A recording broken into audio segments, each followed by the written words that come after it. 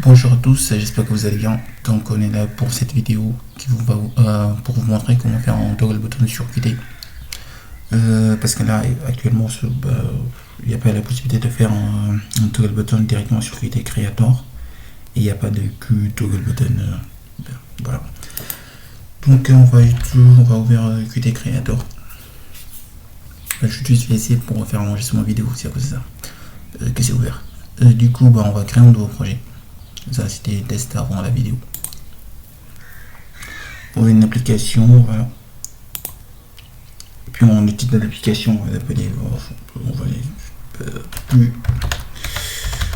toggle button, toggle B.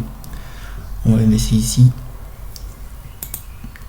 Document qu'on fait suivant le menu Windows, bah, c'est pas grave, ça peut s'appeler menu Windows, suivant et terminé. Du coup, c'est quoi ces erreurs? Ouais, c'est bon. L'application exécute, on va ouvrir directement le form.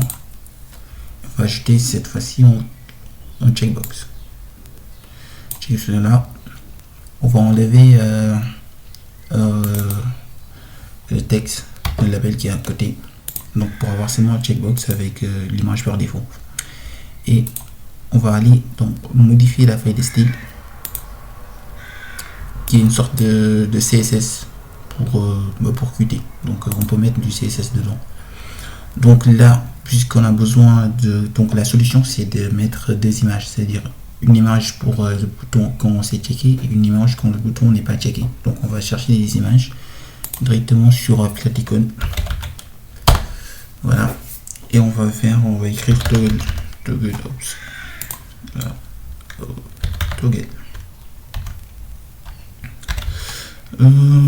G. On va en choisir deux. Une par exemple ça. Oh, attends, il y avait une image qui était pas mal. Voilà, on va faire vraiment on est off. Voilà, on va prendre ça pour un FreeDarlen. Merci à FreePic. Donc en attendant que ça charge, c'est bon, c'est téléchargé. Et puis on va prendre off. Donc, merci à FreePic. Donc c'est bon. On va l'ouvrir. Ils sont ici au niveau de nos téléchargements. Voilà. Donc on retourne sur Qt. Du coup on va mettre un Q. Puisque c'est un checkbox, on va écrire Q checkbox. Il faut pas oublier les C majuscules. Un jour j'ai oublié, le truc ne marchait pas. C'est pas pourquoi ça marchait pas. Donc Q checkbox, on va mettre deux points. Indicator pour choisir le carré par défaut. On va ouvrir les crochets comme mon CSS. On va mettre une largeur par défaut. On va mettre 5 pixels, comme ça se verra un peu. Aussi une hauteur. 8. 2 points, la même chose, 5 pixels. Du coup, on remet checkbox pour sélectionner l'option en soi. 2 points encore indicator parce qu'on veut seulement changer le carré.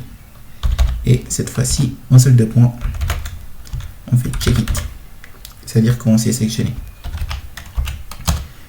Et on fait la même chose, on check it. Je copie ça. Bon, au pire, je trouve tout à l'heure. Du coup, on met image, puisqu'on a besoin d'une image. On met 2 points URL. Et là, on peut soit mettre le chemin absolu, c'est-à-dire là, c'est sur mes téléchargements. Donc, on retourne sur téléchargement. Donc, on va mettre, c'est ça le lien. Je suis sur Linux, donc ça donne directement le lien. Voilà, le fichier il s'appelle comment?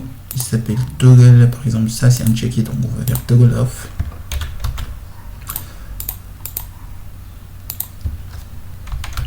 On fait la même chose pour quand c'est un check it.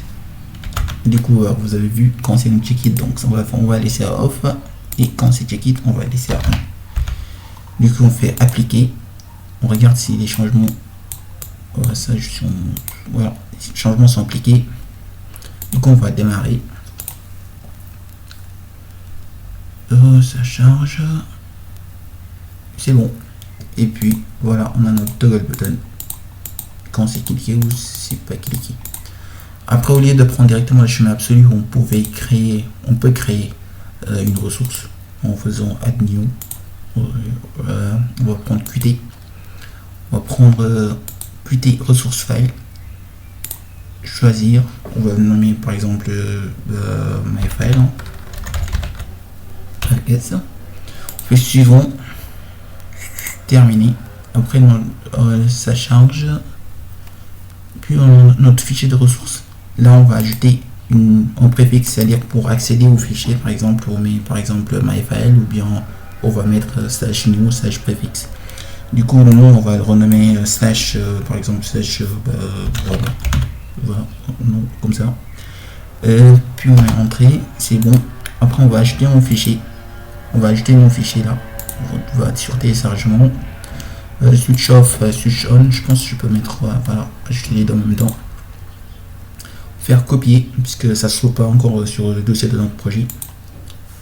Donc voilà, switch off, il veut switch off, on va enregistrer. Au pire on va créer un fichier au lieu de le mettre directement ici, on va créer un dossier. Après je sais pas, voilà, dossier,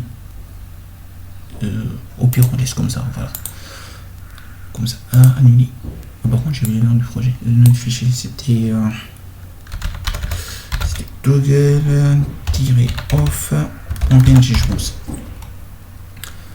Du coup on va enregistrer et on va copier la même chose, on, bon, on va mettre toggle puisque je le renomme en toggle, comme ça c'est bon.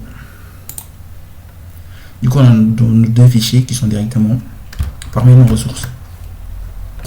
Donc cette fois-ci, au lieu d'utiliser les schémas absolus pour avoir accès à nos fichiers, on retourne sur modifier les styles, on va bien directement mettre l'extension qu'on avait mis, qui est slash .bas, en mettant deux points avant le slash, deux points slash .bas, c'est le vrai qu'on a défini, slash le nom du fichier, on a nommé toggle ça c'est quoi, check it on .png. On fait la même chose pour l'autre. On va faire là, on va copier ça et puis on va faire off.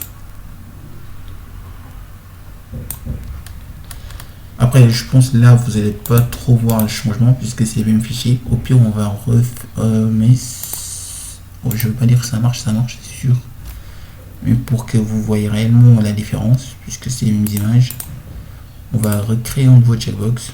Donc là là vous pouvez arrêter directement la vidéo. On va copier ça, CTRL A, CTRL C, on va le mettre ici, comme ça vous savez avec le nouveau code ça marche. Donc voilà, donc avec le nouveau code. Merci, à bientôt. C'était je pense ma deuxième vidéo sur YouTube, donc j'espère que ça n'a pas été très ennuyant. Donc voilà comment faire un toggle button sur Qt. Ça c'est la méthode la plus facile avec des images. Au revoir et passez une bonne journée.